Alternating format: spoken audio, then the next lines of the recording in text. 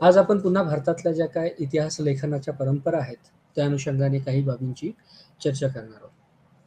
अर्थात आपण आतापर्यंत जो काही आढावा घेतो या कोर्स कोड क्रमांक जो आहे, त्या कोर्स कोड BHIE 144 याच्यामध्ये आपल्याला प्राचीन, मध्ययुगीन आणि आधुनिक अशा सर्व कालखंडामध्ये ज्या काही भारतीय इतिहास लेखनाच्या परंपरा आहेत, त्या परंपरांच्या अनुषंगाने काही बाबींची चर्चा करणं अत्यावश्यक आहे. ओके. आणि त्यामुळे याद्वारे एक दुसरं सत्य स्थापित होतं, ते म्हणजे प्राचीन भारताला किंवा मध्ययुगीन भारताला किंवा इन जनरल भारताला इतिहास लेखनाची परंपरा होती. कारण जसं आतापर्यंत आपण अनुभवलं की आरोप काय होत होते आतापर्यंत की भारताला इतिहास लेखनाची आणि मुळातच लेखनाची परंपरा नाही आहे. आणि त्यामुळे पर्यायाने भारताला इतिहासही नाही आहे. अर्थात हे एक खरं होतं की भारताला मौखिक परंपरेने भारतीय सभ्यता आणि संस्कृती याचा विकास झालेला दिसतो. परंतु लिखाणाच्या बाबतीमध्ये सुद्धा एक महत्त्वाचा प्रयोग की ज्याला शास्त्रीय पद्धतीने भारतीय इतिहास लेखनाचा पहिला प्रयोग म्हणून गणलं गेलं, ते म्हणजे 11व्या शतकातला राजतरंगिणी हा ग्रंथ, की जो कल्हाणाने काश्मीरच्या राजकीय इतिहासाच्या अनुषंगाने लिहिलेला इतिहास होता. त्याच्या अगोदर असं समजलं जात होतं की भारताला इतिहास लेखनाची परंपराच नाही, कारण 12व्या शतकानंतर खऱ्या अर्थाने वेगवेगळ्या पद्धतीचे लिखाण की ज्याचं मूळ उद्दिष्ट हे इतिहासाची नोंद करणे, घडत असलेल्या घटनांचं निरीक्षण करून त्याची नोंद करणे किंवा इतिहास सांगणे हा झाला. याच्या अगोदर जे जे काही प्रयोग झाले की ज्याला आपण इतिहास लेखनाच्या परंपरांमध्ये समाविष्ट करून घेतो, त्या संपूर्ण इतिहास लेखनाचं किंवा साहित्याचं, मुळात ते साहित्य होतं, त्या साहित्याचा मूळ उद्दिष्ट हा इतिहास सांगणे, जतन करणे किंवा घडलेल्या घटना घटित याचा अन्वयार्थ लावणे असा नसून त्याचं प्रयोजन काहीतरी वेगळंच होतं. परंतु नंतरच्या कालखंडामध्ये त्याच्यामध्ये असलेल्या ऐतिहासिकतेमुळे एक महत्त्व प्राप्त झालं.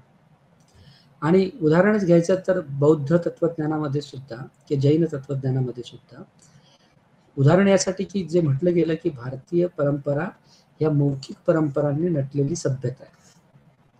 मौखिक परंपरा या ठिकाणी होत्या, ओके, लिखाणाच्या परंपरा नव्हत्या.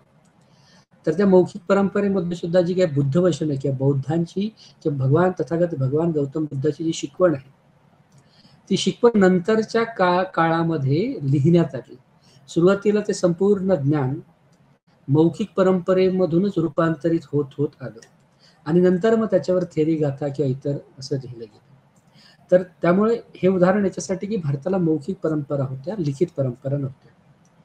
परंतु भारताला लिखित परंपरा नव्हत्या याच्यामुळे असा जो अन्वयार्थ काढला गेला की भारताला इतिहास नाही किंवा भारताला इतिहास लेखनाची परंपराच नाही, हा आरोप मूलतः वसाहतिक संदर्भातून पुढे आलेला आहे. आणि तो पुन्हा युरोपियन इतिहासाचा जो साचा आहे की जो कदाचित शास्त्रोक्त पद्धतीचा इतिहास लिहिण्याचा मार्ग म्हटला जाऊ शकतो, त्या दृष्टिकोनातून बघितला गेलेला असल्यामुळे हा आरोप खरं तर युरोपियन इतिहासकारांकडून किंवा युरोपियन इतिहासाच्या तत्व चौकटीतून बघितला गेलेला आपल्याला दिसतो. आणि त्यामुळे त्याला प्रत्युत्तर खरं तर आज आपल्याकडे ज्या काही इतिहास लेखनाच्या साहित्य सापडलेलं आहे किंवा जे काय साहित्य उपलब्ध आहे, आणि जसं म्हटलं की त्या साहित्याचा उद्देश इतिहास सांगणे हा नाही.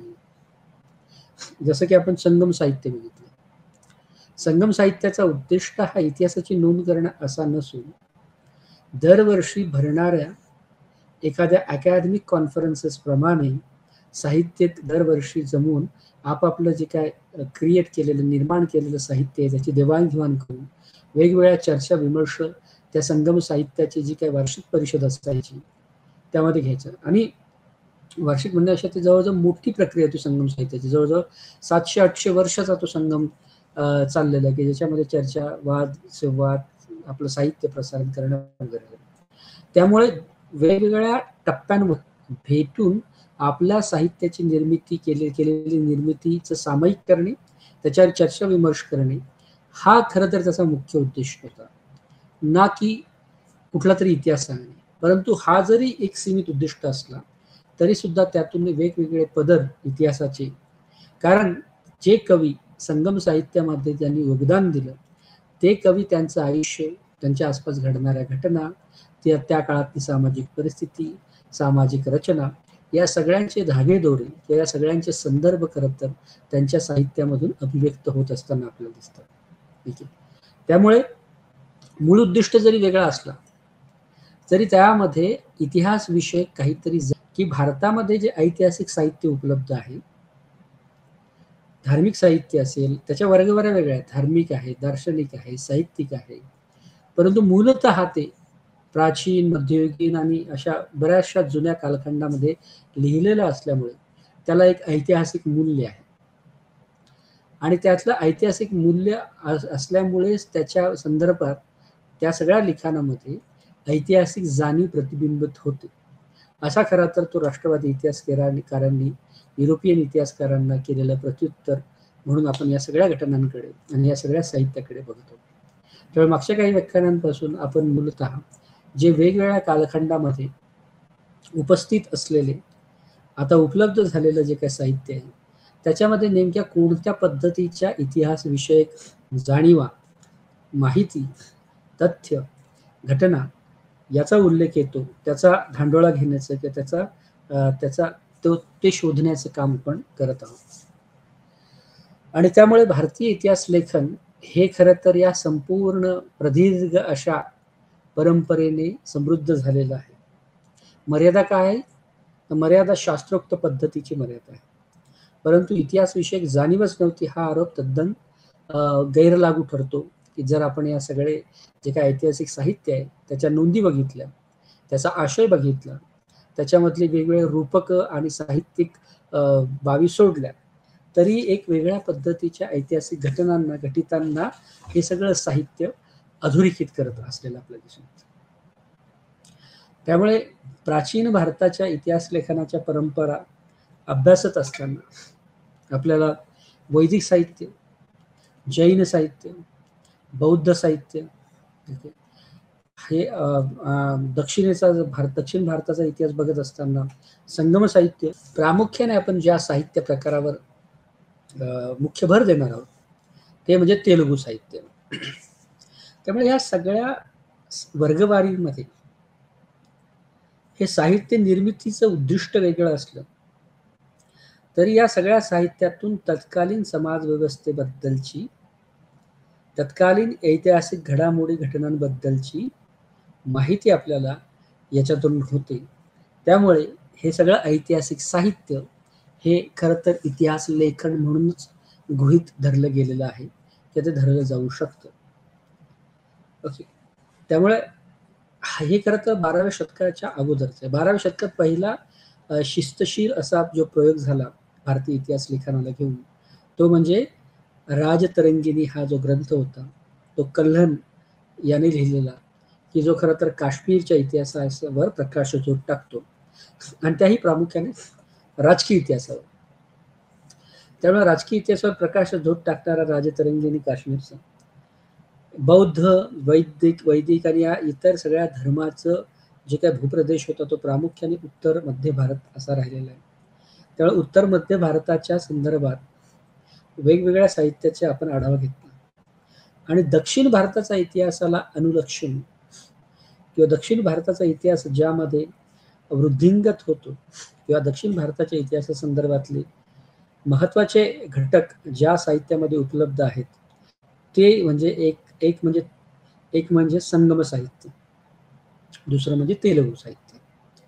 संगम साहित्य आणि तेलुगू साहित्य किंवा दक्षिण भारताच्या इतिहासाच्या जागेजवळ सापडणाऱ्या तेलुगू, तामिळ, कन्नडा ह्या सगळ्या ज्या काही भाषा आहेत याच्यामध्ये जे जे काही साहित्य तयार झालेलं आहे ते सगळं दक्षिण भारताच्या इतिहासावर प्रकाशझोत टाकणारं साहित्य आहे. कन्नड भाषेमध्ये लिहिलेलं जे काय बसव पुराण असेल की जे 12व्या शतकातल्या महात्मा बसवेश्वर आणि त्यांच्या आसपासच्या घटना आणि घटितांवर लक्ष ठेवतो किंवा त्याचं निरीक्षण त्याच्यामध्ये नोंदवतो. मग बसव पुराण असेल, चन्न बसव पुराण असेल, शून्य संपदनी नावाचा ग्रंथ असेल की जे वीरशैव तत्वज्ञानाची प्रचिती खरं तर त्या कन्नड साहित्यामधून देते. त्यामुळे कन्नड, तामिळ, तेलुगू या भाषिक या भाषेमध्ये निर्मिलेलं साहित्य, निर्मिती झालेलं साहित्य हे दक्षिण भारताच्या इतिहास समजून घेण्याच्या दृष्टीने महत्वाचं ठरलेलं आहे, ते महत्वाचं असलेलं आपल्याला दिसून येतं. त्यामुळे आज आपण तेलुगू साहित्य जे आहे, तेलुगू साहित्य परंपरा जी आहे, ती सुद्धा अशी प्रदीर्घ परंपरा आहे. तेलुगू, कन्नडा आणि तामिळ ह्या भाषिक जे काही समूह आहेत ते खरं तर अर्थात हा वेगवेगळ्या जो काही झोन उत्तर आणि दक्षिण असं भारताचं भौगोलिक आणि सांस्कृतिक विभाजन आहे. त्या सांस्कृतिक विभाजनाच्या अनुषंगाने सुद्धा या भाषेमध्ये ज्या रचना झालेल्या आहेत त्या रचनांमधला आशय समजून घेणं गरजेचं आहे. त्यामुळे उत्तरेतलं साहित्य त्याचा आशय हा वेगळा, दक्षिणेतलं साहित्य त्याचा आशय वेगळा. त्यामुळे भारतामध्ये सुद्धा उत्तर दक्षिण हे जे दोन ध्रुव आहेत ते ध्रुव सांस्कृतिकदृष्ट्या वेगळे ध्रुव आहेत आणि त्याचं प्रतिबिंब आपल्याला दक्षिणेतल्या साहित्य आणि उत्तरेतल्या साहित्याची तुलना करत असताना प्राचीन काळापासून किंवा इतिहास काळापासून हे जे काय संस्कृतीचे दोन टोकं आहेत त्या सांस्कृतिक परिवेशाची जी काय जाण आहे ती या सगळ्या साहित्यामध्ये उपस्थित असलेली आपल्याला दिसून येते. त्यामुळे आजचं जे साहित्य की ज्याचं आपण थोडीशी ओळख करणार आहोत ते म्हणजे अमुक्त माल्यदा आणि रायवाचक मू हे दोन महत्वाचे साहित्य जे आहे की जे तेलुगू भाषेमध्ये लिहिलेले आहेत त्याचा आढावा आपल्याला या ठिकाणी घेतला जातो. अर्थात हा जो संपूर्ण प्रकरण आहे अमुक्त माल्यदा आणि रायेच्या वाकमू हा जो काय ग्रंथ आहे ते समजून का घेतले पाहिजे, याच्यातून आपल्याला कोणत्या पद्धतीची माहिती मिळेल की जी खरं तर इतर कुठल्याही धर्मग्रंथ इतर कुठल्याही ग्रंथामधून मिळणार नाही. तर त्यामुळे हे जे दोन महत्वाचं साहित्य आहे त्याचंच त्या साहित्याची प्रस्तावना त्या साहित्याची ओळख करून देत असताना काही महत्वाची उद्दिष्ट अधोरेखित केलेली आहे. त्यातलं क्रमांक 1चं उद्दिष्ट म्हणजे खरं तर हे दोन्ही ग्रंथ आणि त्याच्यामध्ये असलेली जी काय ऐतिहासिक पद्धत आहे, एखादी घटना घटित किंवा काही सांगण्याची जी पद्धत आहे, लिहिण्याची जी पद्धत आहे, त्यामुळे ग्रंथ आणि ऐतिहासिक पद्धतीचं जे मूल्यमापन जे संबंध आहे त्या संबंधांचं मूल्यमापन आपल्याला या ठिकाणी होईल. त्यामुळे ग्रंथ म्हणजे साहित्य म्हणजे काय आणि ऐतिहासिक पद्धत म्हणजे काय या दोन बाबीची उजळणी किंवा मूल्यांकन आपल्याला खरं तर या प्रकरणाद्वारे होण्याची शक्यता आहे. इतिहास डोळ्यापुढे ठेवायचा असेल किंवा इतिहास हा जर एक मुख्य घटक असेल तर कोणत्याही साहित्यातून प्रतिबिंबित होणाऱ्या ज्या ऐतिहासिक जाणीवा आहेत त्याची नोंद घेणं गरजेचं बनते. त्यामुळे ग्रंथ वाचताना किंवा एखादं साहित्य वाचताना त्याची पद्धत समजून घेणे, त्याच्या साहित्याचं वर्गीकरण विश्लेषण करणे आणि त्याच्यामध्ये अंतर्निहित असलेला इतिहास या तिघांमध्ये एक परस्पर संबंध असतो. तो परस्पर संबंध समजून घेणे हे सुद्धा एक महत्वाचं उद्दिष्ट या ठिकाणी उराशी बाळगलेलं आहे. अर्थात काळाच्या ओघात वेगवेगळ्या पद्धतीचे जे ऐतिहासिक तथ्य असतात त्याचे संबंध बदलत जातात. त्यामुळे बदललेल्या संबंधांचं स्पष्टीकरण जे आहे ते स्पष्टीकरण सुद्धा कशा पद्धतीने बदलत जातं याचं विश्लेषण करण्याची क्षमता खरं तर या प्रकरणामुळे येऊ शकते. त्यामुळे या अमुक्त माल्यदा आणि रायेच्या वाकमू याद्वारे आपल्याला काळाच्या ओघात जे काही तथ्य आणि त्या तत्वाचे स्पष्टीकरण ते अन्वयार्थ ते अर्थ आपण जे लावतो ते कसे बदलत गेले याचं विश्लेषण या प्रकरणामध्ये होऊ शकतं. तसंच ह्या ज्या संहिता आहेत अमुक्त माल्यदा आणि रायेच्या वाकमू यातल्या ज्या ही जी संहिता आहे की याच्यामधलं जे ऐतिहासिक महत्व आहे याच्यामधली जी काय संहिता टेक्स्ट आहे त्याच्यामध्ये काय ऐतिहासिक महत्व दडलेलं आहे ते अधोरेखित करणं हे सुद्धा एक महत्वाचं उद्दिष्ट या ठिकाणी अशी बाळगलेलं आहे. त्यामुळे तामिळ साहित्य भाषेमधली एक महान साहित्य कृती म्हणून केवळ त्याचा आस्वाद घेणं एवढंच होऊन चालणार नाही. तर त्याच्यामध्ये जे काय ऐतिहासिक महत्व दडलेलं आहे त्याचा उलगडा या निमित्ताने होऊ शकतो. अर्थात संगम साहित्य असेल, अमुक्त माल्यदा असेल किंवा रायच्या वाकमू हे जे काही ग्रंथ असतील, हे जे काही साहित्य असेल, हे आपल्याला तामिळ भाषेमधली जी काय दीर्घ परंपरा आणि समृद्ध जाणीवा त्या कालखंडातल्याच याच्यातून दिसून येतातच. परंतु त्याचबरोबर आपण विजयनगरचं जे साम्राज्य आहे त्याचा इतिहास समजून घेण्यासाठी सुद्धा अमुक्तमाल्यदा हा ग्रंथ मदत करतो. त्यामुळे विजयनगरचं साम्राज्य समजून घेत असताना अमुक्तमाल्यदा या ग्रंथाची जी प्रासंगिकता आहे ती आपल्याला या निमित्ताने तपासता येऊ शकते. तर हे सुद्धा एक महत्त्व किंवा उद्दिष्ट या ठिकाणी उराशी बाळगलेलं आहे. तर विजयनगरचं साम्राज्य हे खरं तर प्राचीन म्हणजे या कालखंडातलं अत्यंत महत्त्वाचं असं साम्राज्य होतं की ज्याने संपूर्ण दक्षिण भारतावर आपलं एक स्वतःचं वर्चस्व स्थापित केलेलं होतं. आणि त्या ठिकाणी असलेले जे काय राज्य होते, विशेषतः नायक शासन जे होतं दक्षिणेतलं, त्यामुळे नायक आणि विजयनगर याच्यातले जे काही संबंध आहेत यांच्यातले संबंधांवर प्रकाश टाकणारा जो काही महत्त्वाचं साहित्य आहे ते रायावाचक मू हे साहित्य आहे. त्यामुळे रायावाचक मू मधून आपल्याला नायक आणि विजयनगर, नायक हे शासक आणि विजयनगर यांच्यातला संबंध त्या निमित्ताने समजून घेता येऊ शकतात. आणि अमुक्तमाल्यदा या साहित्यामधून आपल्याला विजयनगर साम्राज्याचाच इतिहास वेगळ्या पद्धतीने समजून घेता येऊ शकतो. त्यामुळे विजय या सगळ्या साहित्यामधून त्यातला जो काय भाषिक आखीव रेखीवपणा किंवा गोडवा हा जरी एका बाजूला असला तरी त्यातला जो आशय आहे तो आशय मूलतः राजकीय आणि सामाजिक इतिहासाबद्दल बरीचशी माहिती पुरवतो. राजकीय इतिहासाच्या संदर्भात तो विजयनगर शासकांची माहिती पुरवतो, त्यांचे असलेले नायक या शासक लोकांशी असलेले संबंध याच्याबद्दलची माहिती पुरवतो. आणि त्यामुळे दक्षिण भारताचा इतिहास समजून घेत असताना प्रामुख्याने विजयनगरचा इतिहास हा सुद्धा समजून घेणं तितकंच गरजेचं आपल्याला दिसून येतं. आणि त्याची इत्थंभूत माहिती किंवा त्याची एक महत्त्वाचा उल्लेख आपल्याला या दोन्ही ग्रंथांमध्ये म्हणजे अमुक्तमाल्यदा आणि रायवाचक मू या दोन्ही ग्रंथांमध्ये दक्षिण भारताचा इतिहास, प्रामुख्याने विजयनगरचा इतिहास या सगळ्यांचा आढावा किंवा सगळ्याचे संदर्भ आपल्याला त्या ठिकाणी मिळतात. त्यामुळे हे प्रकरण समजून घेण्यासाठी या काही महत्त्वाच्या बाबी आहेत. या दोन ग्रंथांच्या शास्त्रोक्त पद्धतीच्या अभ्यासाने आपल्याला या प्रदीर्घ अशा कालखंडावर आणि रोमन विजयनगरच्या साम्राज्यावर त्या निमित्ताने प्रकाश टाकला जातो. अर्थात या दोन्ही ग्रंथ समजून घेत असताना जसं की आतापर्यंत आपण समजून घेतलं की या ग्रंथांचं मूळ उद्दिष्ट इतिहास सांगणे, मग या ग्रंथांच्या संदर्भात तो विजयनगरचा इतिहास सांगणे किंवा नायक शासकांचा इतिहास सांगणे असं नसून यास साहित्यिक प्रयोजन होतं. परंतु याच्यामधून एक इतिहासाची जी जाणीव आहे आणि त्या निमित्ताने त्या ठरलेल्या उद्दिष्टांची पूर्तता करण्याच्या दृष्टिकोनातून जे काही ऐतिहासिक तथ्य आणि जे काही ऐतिहासिक बाबी याचा उल्लेख आपल्याला या ग्रंथामध्ये होतो त्या अवस्थेलाच अंतर्निहित ऐतिहासविषयक जाणीव असं रोमिला थापर म्हणतात. त्यामुळे या ग्रंथांमध्ये सुद्धा आपल्याला अंतर्निहित ऐतिहासिक जाणीवा दिसतात.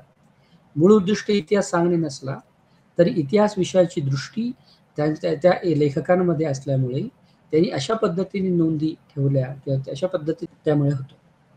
त्यामुळे खरं तर या ग्रंथाचं एक महत्त्वाचं, या दोन्ही ग्रंथाचं महत्त्वाचं वैशिष्ट्य काय, तर या ग्रंथांमध्ये इतिहास विषयक जाणीवेला मूर्त स्वरूप दिलेलं आहे. अनेक वेगळ्या घटनेची, वेगळ्या प्रकारची लेखनशैली या तामिळ साहित्य प्रकारामधून उभी राहिल्याचं दिसतं. त्यामुळे ऐतिहासिक जाणीवेचं मूर्त स्वरूप आणि लेखनशैलीचं वैशिष्ट्य ह्या दोन्ही बाबी अमुक्तमाल्यदा आणि रायच्या वाकमू या तामिळ साहित्यामधल्या दोन महत्त्वाच्या ग्रंथांना आहे. अर्थात ह्या सगळ्या साहित्य अशा पद्धतीचे साहित्य आहे की ज्याच्यातून इतिहास विषयक अंतर्निहित जाणीवा दिसतात. इंग्रजीमध्ये ज्याला इम्बेडेड हिस्टॉरिकल कॉन्शियसनेस असं म्हटलं जातं, तर तो कॉन्शियसनेस, त्या जाणीवा आपल्याला या सगळ्या साहित्यामध्ये दिसतात. आणि अशा साहित्य आपल्याकडे गुप्त काळापासून वेगवेगळ्या स्वरूपामध्ये आहे. म्हणजे संगम साहित्य असेल, हे तेलुगू साहित्य असेल, याची रचना, याचं उद्दिष्ट मुळात साहित्यिक निर्मिती आहे. साहित्यिक निर्मिती हा एक फॉर्म झाला, प्रकार झाला. तसे वेगवेगळे प्रकार आहेत की ज्याच्यामध्ये अंतर्निहित इतिहास विषयक जाणीवा दडलेल्या आहेत. मग त्यामध्ये काय काय आहे, तर गुप्त कालखंडापासून या गोष्टी चालत आलेल्या आहेत. त्यामध्ये चरित्र आहे, वंशावली नावाचा एक प्रकार आहे, प्रशस्ती आहे. त्यामुळे चरित्राचं मूळ उद्दिष्ट खरं तर त्या व्यक्तीचं समग्र मूल्यमापन करणं हा नसून खरं तर त्या माणसाचं कौतुक करण्याच्या दृष्टिकोनातून लिहिलेले तत्कालीन चरित्र ग्रंथ आहेत. आणि ज्या लेखकाने ते लिहिले ते खरं तर दरबारी कवी, दरबारी लेखक म्हणून गणले गेलेले आहेत. त्यामुळे मूळ उद्दिष्ट त्या राजाची माहिती खरं तर संपादित करणे असा असला, किंवा त्या राजाबद्दलच्या ज्या काही अभिमानास्पद गोष्टी आहेत त्या जनतेमध्ये प्रसारित करणे असा असला, तरी त्याच्यातून वेगवेगळ्या पद्धतीच्या ऐतिहासिक जाणीवा, वेगवेगळ्या ऐतिहासिक घटना ज्या राज्यव्यवस्थेशी निगडीत आहेत त्याची माहिती सुद्धा आपल्याला त्याच्यातून मिळते. वंशावळीमध्ये आपल्याला एखाद्या प्रमुख घराण्याच्या संपूर्ण कुटुंबाच्या जे सदस्य आहेत त्यांचं ट्री किंवा त्यांचं फॅमिली ट्री आपल्याला दिसून येतो. अर्थात वंशावळी ह्या फक्त नोंदी ठेवणं एवढंच त्याचं प्रयोजन नाही, तर वंशावळी द्वारे सुद्धा वेगळ्या पद्धतीच्या इतिहासाची रचना केली जाऊ शकते. कोण कुठून आलं, कोण कुठे गेलं, अशा पद्धतीच्या स्थलांतराच्या इतिहासावर सुद्धा खरं तर वंशावळी प्रभाव पाडू शकतात. आणि प्रशस्ती म्हणजे एखाद्या राजाच्या किंवा एखाद्या वीराच्या स्मृतिप्रित्यर्थ प्रशस्तीपर लेख लिहिलेले आपल्याला आढळतात. आणि ते लेख खरं तर बऱ्याचशा मोठमोठ्या दगडांवर कोरीव पद्धतीचे प्रशस्ती लेख सुद्धा आपल्याला आढळतात. त्यामुळे एका बाजूला ग्रंथ, चरित्रे, वंशावळ्या, प्रशस्तीपर लेख अशा वेगवेगळ्या फॉर्ममध्ये वेगवेगळी उद्दिष्ट दडलेली असताना सुद्धा त्यामध्ये वेगळ्या पद्धतीच्या ऐतिहासिक जाणीवा अस्तित्वात असतात. आणि हे खरं तर या ठिकाणी महत्वाचं आहे. याबरोबरच अशा पद्धतीचेच प्रश्न वेलचेरू नारायणराव, डेव्हिड शुल्मन आणि संजय सुब्रमण्यम यांनी त्या तत्कालीन या सगळ्या साधनांना सुद्धा प्रश्नांकित केलेला आपल्याला दिसतो.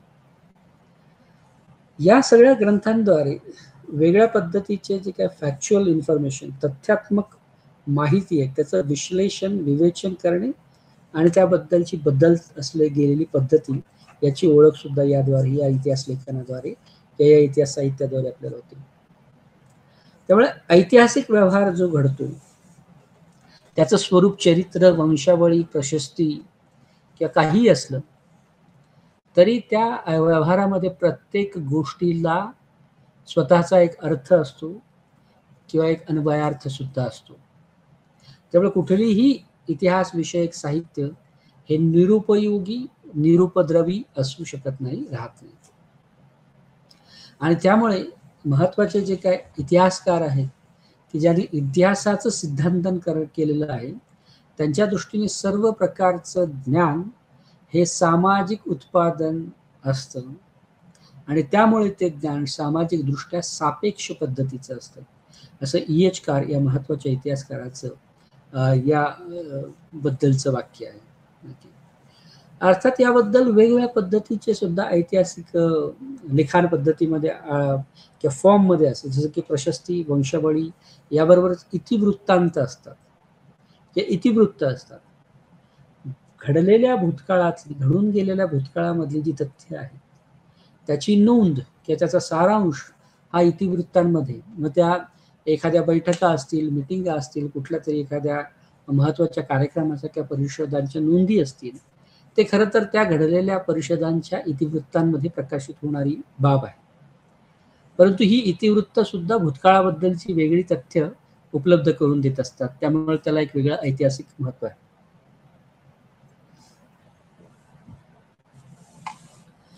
या छोट्या छोट्या घटनांना घटितातूनच एक मोठ्या पद्धतीचा बृहद इतिहास लिहिला जाऊ शकतो. 1973 मध्ये खरं तर या बृहदपणाला हेडन व्हाईट या इतिहासकारांनी मेटा हिस्ट्री या शीर्षकाच्या अंतर्गत अधोरेखित केलेलं आपल्याला दिसतं. त्यामुळे संपूर्ण इतिहास आणि लेखन हे याबद्दल वेगवेगळी मतमतांतरे आपल्याला दिसून येतात. अर्थात रोलांड बार्थेस हा एक महत्वाचा जो सिद्धांतकार होता, त्याने सुद्धा काही महत्वाचे मूलगामी प्रश्न उपस्थित केले. ते साहित्याबद्दल पण आहे, इतिहास. बार्थेसच्या मते इतिहास हा मूल साहित्यासारखाच असतो, त्याच्या साहित्याचा समतुल्य असतो. त्यामुळे हे गृहीतक उराशी बाळगून तो इतिहास लेखन हे साहित्यापेक्षा वेगळं असतं का, अशा पद्धतीचे प्रश्नार्थक गोष्टींची तो चर्चा करत असतो. त्यावेळी इतिहास साहित्य किंवा ग्रंथ यांच्यामध्ये एक अन्योन्य संबंध असल्याचं आपल्याला खरं तर वसाहत कालखंडापासून सुद्धा दिसतं. आणि या इतिहासाला बोलतं करण्यामध्ये, या इतिहासाविषयक जाणीव जागृती करण्यामध्ये वेगवेगळ्या पद्धतीच्या साहित्याने भर टाकली आणि वेगळ्या पद्धतीचा इतिहासाचा अन्वयार्थ लावला. याच्यामध्ये साहित्य किंवा सिद्धांतन म्हणून आपल्याला मार्क्सवादी साहित्य, उत्तर आधुनिकतावादी साहित्य, नवसांस्कृतिक इतिहासाचे जे काही महत्वाचं टूल आहे, ओके, सांस्कृतिक व्यवस्था समजून घेणाऱ्या ह्या सगळ्या गोष्टी ज्या आहेत त्या ऐतिहासिक संहितेला एक वेगळ्या पद्धतीचे आयाम देतात. अर्थात अर्ध्या शतकानंतर 19व्या शतकाच्या नवीन आर्थिक इतिहास, नवीन राजकीय इतिहास, नवा सामाजिक इतिहास असावा, अशा पद्धतीची गरज मार्क्सवादी साहित्यामध्ये असलेली आपल्याला आढळते. मार्क्सवादी साहित्य किंवा ॲनल्स हा जो काही साहित्य प्रकार आहे तो आर्थिक, राजकीय आणि सामाजिक इतिहासावर भर देणारा प्रकार उदयास येतो. त्यामुळे या साहित्यामध्ये आणि इतिहासामध्ये सुद्धा अन्योन्य संबंध असल्याचे दिसतात. अर्थात 1970 पासून उत्तर आधुनिक वादाचा कालखंड सुरू होतो आणि या उत्तर आधुनिकतावादाचं जे काही महत्वाचं वैशिष्ट्य आहे ते म्हणजे नवीन नवीन इतिहासाची रचना, की ज्यामध्ये गिड्स, रॉबर्ट डाल्टन, स्टीफन ग्रीनबाल्ट या सगळ्या उत्तर आधुनिकतावादी अभ्यासकांचा प्रभाव आपल्याला 1970 पासूनच्या इतिहास लेखनामध्ये दिसतो. अर्थात या उत्तर आधुनिकतावादी इतिहास लेखनाचं वैशिष्ट्य म्हणजे आतापर्यंत ज्या मान्यता पावलेल्या होत्या की मेटा हिस्ट्री किंवा बृहद इतिहास, समग्र इतिहास, या सगळ्यांच्या ऐवजी सूक्ष्मलक्षी इतिहास, छोटा इतिहास, एखाद्या विशिष्ट भूभागाचा, भूप्रदेशाचा इतिहास, अशा पद्धतीचं संक्रमण किंवा संकुचितपणा खरं तर उत्तर आधुनिकतावादाच्या नंतर म्हणजे 1970 नंतर सुरू झालेलं आपल्याला दिसून येतं. त्याचबरोबर साहित्याचं विश्लेषण करण्यासाठी संस्कृती, अर्थकारण या सगळ्या बाबींबरोबर नवसांस्कृतिक इतिहास लिहिण्याची प्रक्रिया सुद्धा या कालखंडामध्ये सुरू झालेली आपल्याला दिसते. अर्थात या नवसांस्कृतिक इतिहासामध्ये संस्कृती हे एक मुख्य घटक आहे आणि त्या संस्कृतीचं विश्लेषण करण्याच्या वेगवेगळ्या पद्धती आपल्याला या साहित्यामधून उभ्या राहताना दिसतात. अर्थात संस्कृतीच्या विश्लेषणामध्ये नवसांस्कृतिक इतिहास जो लिहिला गेला त्याच्यामध्ये भरीव वर्णन, लहान परंतु भरमसाठ तथ्य, त्याचा धांडोळा घेत मोठमोठे निष्कर्ष काढण्याची जी पद्धत आहे ती नवसांस्कृतिक इतिहास पद्धतीने अवलंबलेली दिसते. ज्याला थिक वर्णन किंवा भरीव वर्णन, बरीचशी भरमसाठ तथ्यांचा धांडोळा खरं तर या नवसांस्कृतिक इतिहासामध्ये घेतला जातो. अर्थात स्टीफन ग्रीनबाल्ट याच्या मते साहित्य आणि सांस्कृतिक जी व्यवस्था असते याच्यामध्ये एक अन्योन्य संबंध असल्याचं दिसतो. तर सांस्कृतिक व्यवस्थेतून सुद्धा महत्वाची मूल्ये घेत वेगळ्या पद्धतीचं किंवा त्या संस्कृतीचं सांस्कृतिक व्यवस्थेचं प्रतिबिंब साहित्यामध्ये उमटत असल्याचं ग्रीनबाल्ट म्हणतो. त्यामुळे साहित्य जे आहे म्हणजे साहित्याला आपण कमी लेखू शकत नाही, कारण साहित्य हे इतिहासाचं उपयुक्त स्रोत म्हणून त्याच्याकडे बघितलं जातं आणि पर्यायाने ते इतिहास लेखनाचं स्रोत म्हणून सुद्धा ओळखलं जातं. त्यामुळे कादंबरी आणि नाटक हे किंवा इतिहास लेखन ही कादंबरी आणि नाटकापेक्षा खूप वेगळं असतं. म्हणजे जरी तो साहित्यिक प्रकार असला, जरी तो इतिहास साहित्याचा संबंध येत असला, तरी ऐतिहासिक लिखाण ही कादंबरी नसते किंवा ऐतिहासिक लिखाण हे नाटक नसते. ऐतिहासिक लिखाण ही एक वेगळी शास्त्रोक्त चौकट किंवा शास्त्रोक्त पद्धत वापरत असल्यामुळे ते एक वेगळ्या पद्धतीच्या इतिहास लेखनाला मदत करत असतात. त्यामुळे ही जी पुसटशी रेषा आहे किंवा यामधून जे काही साहित्य, इतिहास याचा जो काही दुवा आहे किंवा याच्याबद्दलचे जे काही निष्कर्ष आहेत, ते एक वेगळं डिस्टिंक्शन्स या निमित्ताने आपल्याला समजून येईल की साहित्य वेगळं असतं, इतिहास वेगळा असतो. पण इतिहासाचं साहित्य आणि ऐतिहासिक साहित्य या दोन बाबींची सुद्धा उपलब्धता या संपूर्ण प्रक्रियेमध्ये आढळून येते. त्यामुळे साहित्याला इतिहास म्हणून एक वेगळा दर्जा आहे. साहित्याला इतिहास म्हणून ऐतिहासिक साहित्याला एक इतिहास लिहिण्याच्या दृष्टिकोनातून मोठी मदत होत असते. तर या साहित्यावर विशेष भर दिल्याच्या नंतर आपला जो आजचा महत्वाचा साहित्य प्रकार आहे तो म्हणजे आमुक्त माल्यद. हा खरं तर काकतीय काळ जो होता, विशेषतः 13व्या शतकाचा, तिथपासून तेलुगू संस्कृतीचा एक वेगळा विकास किंवा एक वेगळा ठहराव तिथून सुरू झालेली एक सांस्कृतिक गोष्टी आपल्याला तेलुगूमध्ये दिसतात. त्यामुळे तेलुगू कविता, तेलुगू काव्य, त्याची वेगळ्या पद्धतीची शैली, तेलुगू साहित्यातील रूपरेषा सुरुवात खरं तर 18व्या शतकामध्ये नन्नय्या यांची याद्वारे होती. त्यामुळे तेलुगू भाषेमध्ये कथा, काव्य, कादंबऱ्या, कविता या सगळ्यांच्या वेगळ्या शैलीची रेलचेल आपल्याला दिसते. त्याच पद्धतीने पुराण कथांच्या दृष्टिकोनातून आणि पुराण सदृश्य काही कथांच्या रचनांमधून रचना सुद्धा आपल्याला दिसतात. म्हणजे त्याचबरोबर महाभारत हे जे महाकाव्य आहे ते सुद्धा आपल्याला तेलुगू या भाषेमध्ये आढळून येतं. अर्थात तेलुगू धर्मशास्त्र, तेलुगू व्याकरण, तेलुगू कथा विस्तार हा तेलुगू संस्कृतीचा पाया किंवा तेलुगू संस्कृतीला एक वेगळ्या पद्धतीने वरच्या पातळीवर नेणारा घटक म्हणून याच्याकडे बघितलं जातं. अर्थात तेलुगू परंपरेतील समुदाय, परंपरा आणि आंध्र प्रदेश याच्यामध्ये संबंध प्रस्थापित करणारे 13व्या आणि 14व्या शतकातले दोन महत्वाचे लेखक म्हणजे तिकन्ना आणि श्रीनाथ. आणि हे खरं तर तेलुगू साहित्याचा विकास म्हणून याच्याकडे बघितलं जाऊ शकतं. तर या तेलुगू साहित्य भाषेमधला जो अमुक्त माल्यद आहे, हा ग्रंथ 16व्या शतकात कृष्णदेवराय इथून कृष्णदेवरायाने तो लिहिलेला आहे, जो विजयनगरहून श्रीकाकुलम येथे 16व्या शतकात कृष्णदेवराय येतात आणि त्याचा उल्लेख आपल्याला या अमुक्त माल्यदमध्ये दिसतो. त्यामुळे तेलुगू राया ज्याच्यामध्ये आंध्र महाविष्णू हे जे देव आहे याची माहिती सुद्धा आपल्याला अमुक्त माल्यदमध्ये मिळते. त्यामुळे वेगवेगळ्या पद्धतीचे उल्लेख आपल्याला अमुक्त माल्यद या ग्रंथामध्ये दिसतात. या ग्रंथाचा लेखक किंवा कवी म्हणून राजा कृष्णदेवराय, की ज्याने 1509 ते 1519 या कालखंडामध्ये या सगळ्या साहित्य प्रकाराची निर्मिती केलेली आपल्याला दिसून येते.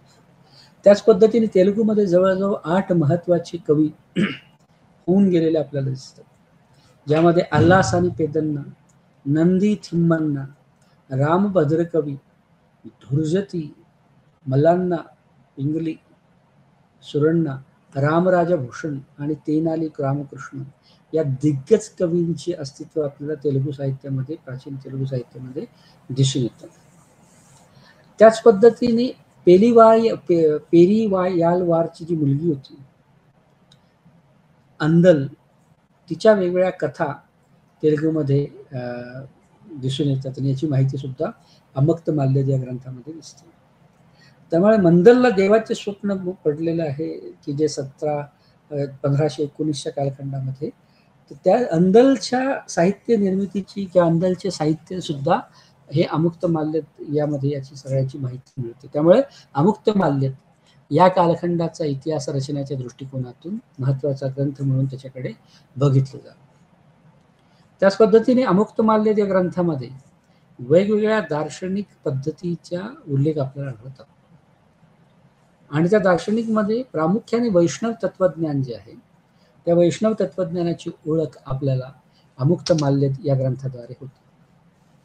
त्यामुळे त्या अर्थाने तेलुगू भाषेतलं अमुक्तमाल्यद या ग्रंथाची ऐतिहासिक महत्ता आणि महत्त्व भरपूर आहे. याद्वारे यामध्ये राजकीय सामाजिक इतिहास सुद्धा उलगडत जातो. कृष्णदेवरायांनी त्याच्या कार्यकालखंडामध्ये ज्या ज्या काही मोहिमा आखल्या त्या मोहिमांची बरीचशी माहिती आपल्याला अमुक्तमाल्यदमध्ये मिळते. त्यानंतर वेगवेगळ्या पद्धतीच्या राजांच्या वंशावळी आणि त्याच्यातून वेगळी ऐतिहासिक माहिती सुद्धा उपलब्ध होते. राजकीय दृष्टिकोनातून खरं तर कृष्णदेवराय आणि या कालखंडात उभे राहिलेले जे काही नायक जे काय होते राज्यकर्ते, त्यांनी बहामनी, विजापूर, गजपती या सगळ्यांशी लढाया दिल्याचे दाखले सुद्धा आपल्याला या ठिकाणी अमुक्तमाल्यदेमध्ये मिळतात. त्याबरोबर उदयगिरीचा ताबा, कोंडाबिडूचा ताबा, कोंडापल्लीचा ताबा, ओके, या सगळ्या गोष्टीचा उहापोह आपल्याला या ग्रंथामध्ये होतो. सीमाचलम येथे देवाची उपासना, पोतनगुरू येथे स्तंभ उभारण्याची घटना किंवा कुंभानीच्या तटबंदीचा नाश किंवा नैरामनचे युद्ध या सगळ्या घटितांची माहिती आपल्याला खरं तर अमुक्तमाल्यद या ग्रंथामध्ये होताना दिसतं. नंतरच्या कालखंडामध्ये श्रीमान रेड्डी यांनी गिव्हर ऑफ द वॉर्न गार्लँड हे हा जो ग्रंथ आहे, यामध्ये कृष्णदेवराय यांची जी कारकीर्द आहे हे 1509 ते 1529 ही खरं तर तेलुगू साहित्याचं स्वर्णयुग म्हटलेलं आपल्याला श्रीनिवास रेड्डींच्या या सगळ्या याच्यामध्ये दिसतं. त्याचबरोबर तेलुगूमध्ये भक्ती कविता, धार्मिक भक्तिवाद, जात केंद्रित ब्राह्मणी सिद्धांताला नकार दिलेला आपल्याला दिसतो. कर्मकांड, वैयक्तिक प्रेम या सगळ्या बाबी अमुक्तमाल्यदामध्ये अधोरेखित केलेला दिसून येतात. अर्थात श्रीनिवास रेड्डी यांनी सुद्धा अमुक्तमाल्यदाचं विश्लेषण केलेलं आहे. अमुक्तमाल्यद हे कृष्णदेवराय यांनी स्थापित केलेलं असलं, लिहिलेलं असलं तरी सुद्धा त्याची जी काही त्याचं जे काही विश्लेषण आहे ते श्रीनिवास रेड्डी करतात आणि वेगवेगळे जे काय अध्याय अमुक्तमाल्यदचे आढळतात त्या वेगवेगळ्या अध्यायामध्ये काय पद्धतीचा इतिहास दडलेला आहे, काय आशय आहे, याची माहिती सुद्धा श्रीनिवास रेड्डी त्यांच्या विश्लेषणामध्ये देतात. म्हणजे उदाहरणार्थ यामध्ये जे काही 7 ते 8 अध्याय किंवा प्रकरण आहेत त्यातलं प्रथम अध्याय हे खरं तर आश्वासमग्न श्रीविल्लीपुत्तूरचं वर्णन करत असल्याचं कळतं. अर्थात त्याचा शेवट हे विष्णुचिता या पेरियाल वार याच्या परिचयाने होतो. ओके, आणि हा जो अध्याय आहे की हा जो पहिला प्रकरण आहे यामध्ये ग्रामीण समाज व्यवस्था, ग्रामीण क्षेत्राचं वर्णन आढळल्याचं श्रीनिवास रेड्डी म्हणतात. नंतरचे प्रकरण जे आहे ते पांड्याची जी राजधानी होती मदुराई, त्या मदुराई मधले जे काही वेगवेगळे घटनाऱ्या घटना आहेत त्याची नोंद घेत असताना आपल्याला दिसतं. त्यामुळे तिथे झालेले स्थलांतरित, ग्रीष्म ऋतू याचं वर्णन किंवा या सगळ्यांनी हा प्रकार ओळखला जातो. अर्थात मोक्ष तसेच आध्यात्मिक मुक्ती मिळवण्याचा सर्वोत्तम मार्गावर शोध आणि वादविवाद हे कसे महत्वाचे आहे हे खरं तर दुसऱ्या प्रकरणामध्ये अधोरेखित केलेलं आपल्याला दिसून येतं. तिसऱ्या प्रकरणामध्ये पांड्यन कोर्टात विष्णुचिताची चमकदार वादविवाद कौशल्याने सुरुवात होते. चौथा जो का खंड आहे तो सर्वात मोठा आहे की ज्यामध्ये विष्णुचित्तने पांड्या राजाला श्री वैष्णवावर जो विजय मिळवून दिला आहे त्याची माहिती मिळते. वेगवेगळे दशावतार, स्तोत्रम याचे उल्लेख आपल्याला प्रकरण 4 मध्ये दिसतात. 82 श्लोकामध्ये राजधर्म आणि नैतिक शासन म्हणजे काय याद्वारे चौथं प्रकरण समाप्तीला येतं. त्यामुळे हा एक महत्वाचा आशय अमुक्तमाल्यदामध्ये दिसून येतो की जो एक वेगळ्या पद्धतीच्या ऐतिहासिक घटनेला किंवा वळणाला कारणीभूत ठरत असताना आपल्याला दिसतो. अर्थात जो 5वं प्रकरण अमुक्तमाल्यदचं आहे ते गोदादेवी जी आहे त्याची ओळख त्या प्रकरणाद्वारे होते. म्हणजे विष्णुचिता याची जी पालक मुलगी होती, यांची जी अडॉप्टेड मुलगी होती ती म्हणजे गोदादेवी, आणि वसंत ऋतूचं आगमन याद्वारे हे जे काही प्रकरण आहे ते संपतं. त्यामुळे थोडक्यामध्ये कोणत्या प्रकरणामध्ये काय लिहिलंय आणि त्याच्यातून कोणत्या राजा राजवटीबद्दलची माहिती आपल्याला मिळते. त्या दृष्टीने हा चार्ट त्या दृष्टीने ही महत्वाचं आहे. नंतर जो 6वा प्रकरण आहे त्यामध्ये श्रीरंगमधलं दृश्य येतं. यामध्ये भगवान विष्णू चित्ताला आपल्या मुलीचे लग्न भगवान रंगनाथाशी करण्याचा सल्ला देतात. त्यामुळे एका महत्वाच्या दिव्यादेशाने आणि अंडालचे रंगनाथाशी झालेल्या लग्नाचे वर्णन हे पुढील प्रकरणामध्ये येतं. त्यामुळे प्रामुख्याने अंदाल यावर सुद्धा महत्वाचा भर या अमुक्तमाल्यदा या ग्रंथामध्ये आढळून येतो. अर्थात हा ग्रंथ जो आहे तो तेलुगू भाषेतच का लिहिला याचे उत्तर खुद्द कृष्णदेवरायच त्याच्या लिखाणामध्ये देतात. कारण त्याच्या दृष्टीने जो भूप्रदेश आहे तो तेलुगू आहे. तो स्वतः एक तेलुगू राजा आहे आणि तेलुगू हा एक महत्वाचा प्रकार आहे की जो तुमची सेवा करणाऱ्या सर्व राजांशी बोलल्यानंतर तुम्हाला कळले नाही का की सर्व प्रादेशिक भाषांपैकी तेलुगू सर्वोत्तम भाषा आहे. त्यामुळे हे म्हणणं त्यांचं कृष्णदेवरायांचं आपल्याला दिसतं. त्यामुळे तेलुगू राजा तेलुगू भूप्रदेशाचं व तेलुगू भाषेतच वर्णन करत असल्याचं आणि लिखाण करत असल्याचं उदाहरण म्हणून उद्धरणाकडे बघतात. त्याच पद्धतीने वेगवेगळ्या पद्धतीचे दृष्टिकोन खरं तर अमुक्तमाल्यदा या ग्रंथामध्ये सुद्धा दिसून येतात. त्यामुळे हे जे काय अमुक्तमाल्यदा ग्रंथ आहे हा एक वेगळ्या पद्धतीचा तेलुगू भाषेतला ग्रंथ की जो वेगवेगळ्या ऐतिहासिक टप्प्यांची माहिती आपल्याला पुरवतो. नंतरचा याच कालखंडातला किंवा भाषेतला महत्वाचा ग्रंथ म्हणजे रायवाचकमू. अर्थात रायवाचकमू या तेलुगू शब्दाचा अर्थ म्हणजे राजाचे विवेकपूर्ण संवाद असं होतं. याचे जे स्वरूप आहे ते लोककविता ते दरबारी कवितेमधलं रूपांतर किंवा काव्य गद्यकथा या सगळ्या प्रादेशिक भाषेत उपलब्ध असलेल्या दिसून येतं. त्यामुळे पुराण लिखाण किंवा पुराण परंपरा जी आहे ती खरं तर एक साहित्यिक प्रकार असला तरी तो फार पूर्वीपासून प्रसिद्ध आहे आणि म्हणून इतिहास पुराण हे सुद्धा लिहिलं जाईल. जर काव्याचं वर्चस्व असेल तर आपल्याला इतिहास काव्य म्हणून सापडेल. गद्य इतिहास समोर आला तर ते देखील पुराण म्हणून लिहिलं जाईल. अशा पद्धतीच्या एक महत्वाच्या बाबी आपल्याला रायवाचकमू यामध्ये वाचायला मिळतात. अर्थात या ग्रंथाचं स्वरूप सुद्धा अधिक ऐतिहासिकच आहे. त्यामध्ये वेगवेगळ्या ऐतिहासिक तथ्यांची माहिती आढळते. तथ्यात्मक विभाग काढले गेले तर ह्या पुस्तकांमध्ये प्रकाशित केलेले आपल्याला दिसतात. वेगवेगळ्या पद्धतीचे स्रोत आपल्याला या ठिकाणी सुद्धा दिसतात. त्यामुळे विद्वानांनी या ऐतिहासिक विभागांचे काळजीपूर्वक विश्लेषण आणि टीकात्मक व्याख्या लेख मोनोग्राफ तयार करण्यास नंतरच्या काळात सुरुवात केली. कारण रायवाचकमू या ग्रंथाचं वैशिष्ट्य महत्व नंतरच्या काळखंडामध्ये बऱ्याचशा लोकांना उमगलेलं आहे. तेव्हा तेलुगू तज्ज्ञ जे होते तेलुगू भाषेतले त्यांनी याला एक कविता एक दरबारी करता किंवा कृष्णदेवरायांची डायरी अशा विविध नामांनी ओळखलेला आपल्याला.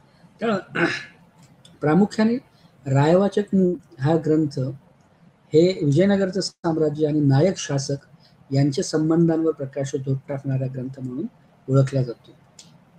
त्यामुळे नायक प्रणालीचे नायक व्यवस्थेचे संस्थापक आणि मदुराईचे नायक विश्वनाथ नायकाची ओळख सुद्धा आपल्याला रायवाचकमूमध्ये अजून वेगवेगळे काय काय पदर आहेत त्याची चर्चा आपण नंतर पुढे कधीतरी करू. आता आपण इथे थांबू. नमस्कार.